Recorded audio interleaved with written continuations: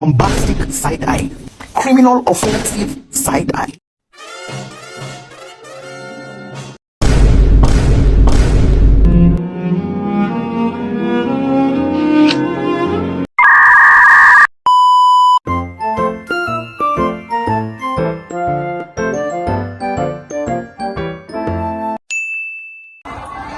Pernah gak sih guys kalian kepikiran makanan yang kita makan setiap hari itu sebenarnya ngapain aja di dalam tubuh ya?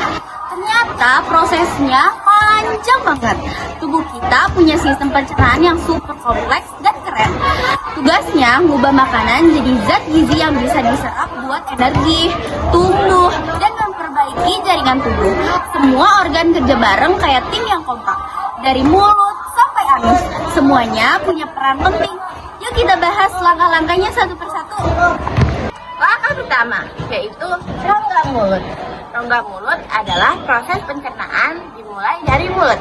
Di sini, gigi berperan membuat maunya makanan secara mekanik. Sedangkan air liur dari kelenjar ludah mengandung enzim amilase atau tialin yang bantu mengurangi karbohidrat jadi gula sederhana. Lidah juga mengatur makanan biar gampang ditelan, dibentuk jadi bolus, gumpalan makanan. Kesimpulannya, mulut itu langkah awal buat ngolah makanan jadi lebih lembut dan siap masuk ke tahap berikutnya. Nah, di sini langkah kedua yaitu kerongkongan. Di kerongkongan, setelah ditelan, bolus masuk ke kerongkongan dan didorong ke lambung lewat gerakan paristalik, yaitu kontraksi otot yang bergelombang. Di bagian ini gak ada proses pencernaan kimia, tapi tanpa bagian ini makanan gak bakal nyampe ke lambung. Nah, di sini juga kesimpulannya, kerongkongan itu ibarat jalan tol buat nganter makanan dari mulut ke lambung yang panjangnya kurang lebih 25 cm. Langkah ketiga, lambung. Sampai di lambung, makanan diolah lagi secara mekanik dan kimiawi. Dinding lambung menghasilkan asam lambung HCl dan enzim pepsin. HCl berfungsi membunuh bakteri dan mengaktifasi pepsin. Pepsin memecah protein jadi peptisida.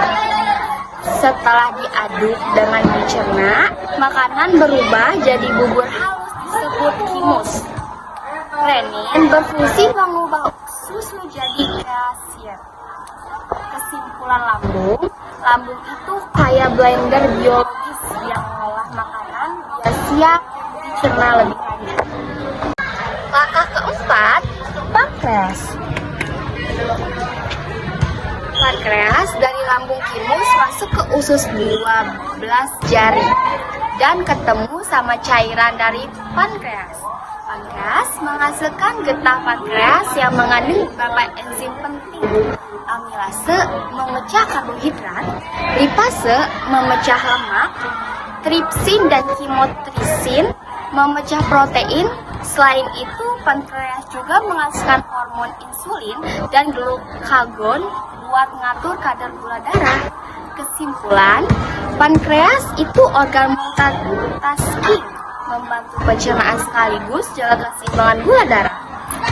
Langkah kelima yaitu usus halus dan usus besar. Di proses pencernaan ini, usus halus dilanjutkan dari kerja lambung guys. Di sini makanan yang diubah jadi kimus masuk ke duodenum dan dibantu sama 3 hal penting: getah pankreas, getah usus, dan empedu. Dari pankreas dan enzim amilase buat ngurang pati jadi maltosa, tripsin, dan kimotripsin buat mecahin protein, dan lapisan buat mengurangi lemak jadi asam lemak dan glisero. Lalu dinding usus halus juga mengeluarkan enzim kayak maltase, sukrase, laktase buat mengubah gula jadi gula tunggal, peptidase buat nyelesain protein, dan enterkinase dan buat ngekristifin trispin. Terakhir, empedu buat mengelumuskan lemak, gampang dicerna. Hasil akhir kayak glukosa, asam amino, dan asam lemak bakal diserap lewat villi usus ke darah buat jadi energi tubuh. Kesimpulannya, usus halus itu tempat nyerap gizi, sedangkan usus besar bagian akhir buat nyerap dan ngebentuk fase. Langkah ke-6 yaitu rektum atau anus.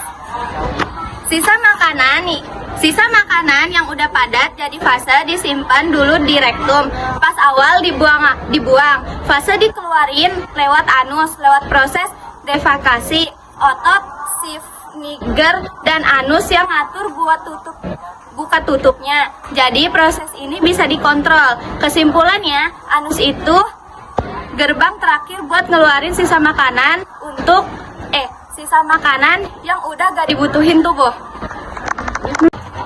Nah, jadi proses pencernaan makanan itu bukan hal yang sepele, tapi kerjasama luar biasa antar berbagai organ, mulai dari mulut, kerongkongan, lambung, pankreas, usus, sampai anus. Setiap bagian punya peran penting buat mengubah makanan jadi zat gizi dan energi yang dibutuhkan tubuh. Makanya penting banget buat makan dengan perlahan, punya makanan dengan baik, dan jaga kesehatan sistem pencernaan. Karena kalau salah satu organ bermasalah, prosesnya bisa terganggu dan bikin tubuh nggak seimbang.